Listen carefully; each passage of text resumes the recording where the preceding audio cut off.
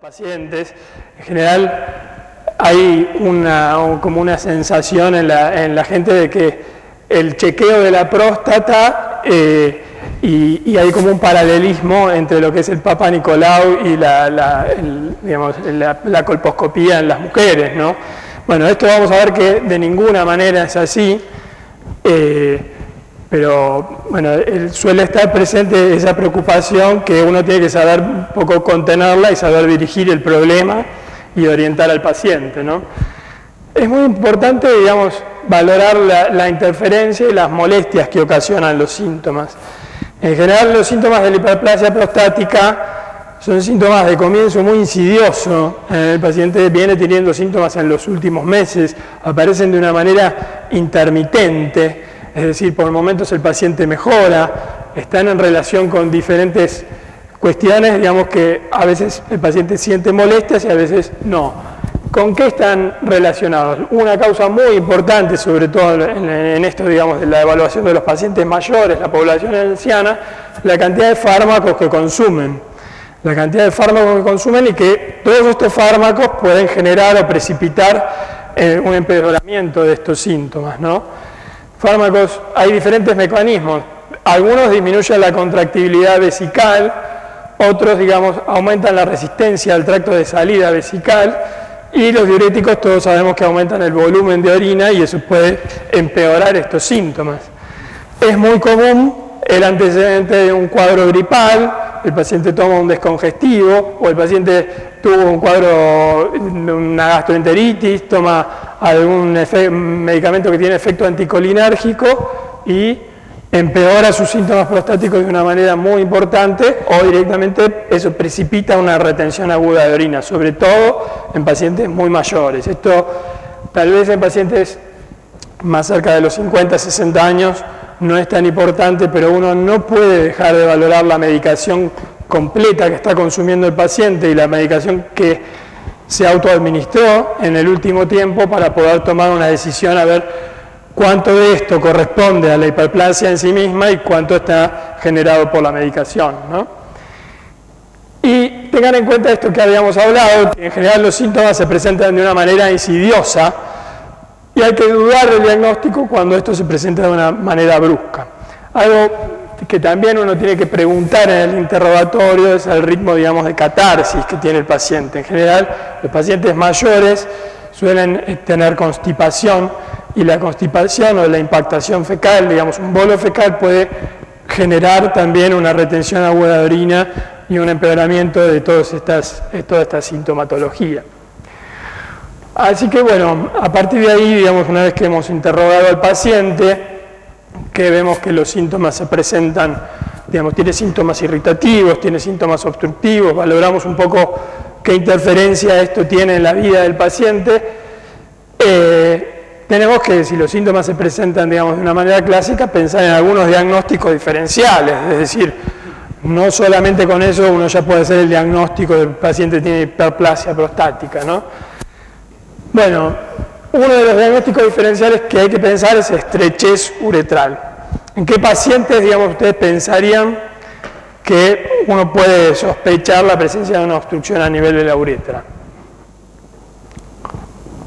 Les pregunto, así lo hacemos un poco más participativo, vamos hablando. Si quieren pararme en algún momento por alguna duda o algo. Perfecto, un antecedente de uretritis, eso es un punto fundamental. ¿Qué más?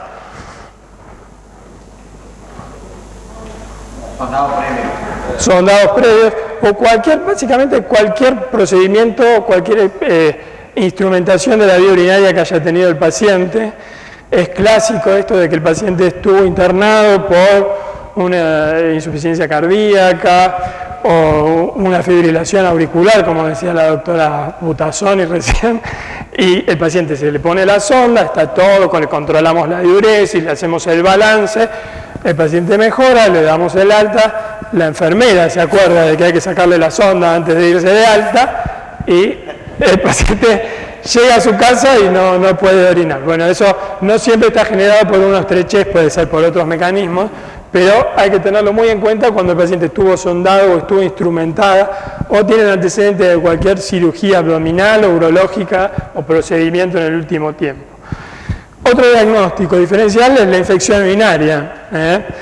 ¿Qué elemento, por ejemplo, les ayudaría a diferenciar que el paciente puede tener una infección urinaria a que pueda tener una hiperplasia prostática? ¿Qué le preguntarían al paciente o qué? Ardor. La disuria y el dolor en general digamos, si bien pueden estar generados por la hiperplasia prostática, cuando uno tiene un paciente que tiene mucho dolor, mucho ardor en el inicio de la micción, hay que pensar en infección urinaria y ya vamos a ver que el sedimento de orina forma parte, digamos, de la sistemática de estudio de estos pacientes. Pero en general, cuando el paciente tiene dolor y ardor, puede que los síntomas no sean por hiperplasia y hay que pensar en infección urinaria. El cáncer de próstata, desde ya que el cáncer de próstata cuando da estos síntomas es porque ya de alguna manera ustedes vieron que se localizaba más en la periferia y cuando genera síntomas obstructivos, en general se trata de tumores que están en un estadio relativamente avanzado. El cáncer de vejiga, es otro diagnóstico diferencial. Acá la presencia de hematuria es casi una constante. El paciente tiene antecedentes de hematurias macroscópicas en forma intermitente. Y bueno, después otros diagnósticos que hay que tener en cuenta son estos dos: la vejiga neurogénica y la hiperactividad del detrusor. La vejiga neurogénica, desde ya ustedes saben, es cuando la vejiga, digamos, el paciente está tiene una disautonomía o tiene un problema a nivel medular en donde la vejiga, el músculo detrusor no se contrae y el paciente orina por rebosamiento. En general estos pacientes tienen un antecedente de una lesión medular, pero hay que tener también cuidado en los pacientes diabéticos o en la población anciana que tienen patología degenerativa a nivel de la columna cervical, porque también esto puede estar presente. Y la hiperactividad del detrusor, ya vamos a hablar un poquito al final, cómo podemos hacer para diferenciar estos síntomas de los síntomas de la hiperplasia prostática. Bueno, con la evaluación diagnóstica, el paciente, por el interrogatorio le pudimos descartar algunos diagnósticos diferenciales, lo tenemos que revisar. ¿Qué les parece? Digamos, ¿es necesario hacer un tacto a todos los pacientes? No, dice el doctor. ¿Por qué? No siempre. Bueno, es de buena práctica, digamos, hacer un tacto rectal, evaluar el tamaño prostático, palpar el abdomen, percutir el hipogastrio, a ver si el paciente no tiene una retención aguda de orina. Pero, digamos, uno lo que tiene que saber es que, por más que al tacto uno encuentre la próstata normal, eso no va a significar que el paciente, digamos, no nos va a ayudar a descartar el diagnóstico de hiperplasia, porque como vimos, la hiperplasia se puede generar en la zona transicional, generar síntomas obstructivos, sin que necesariamente esto tenga un aumento del tamaño de la próstata.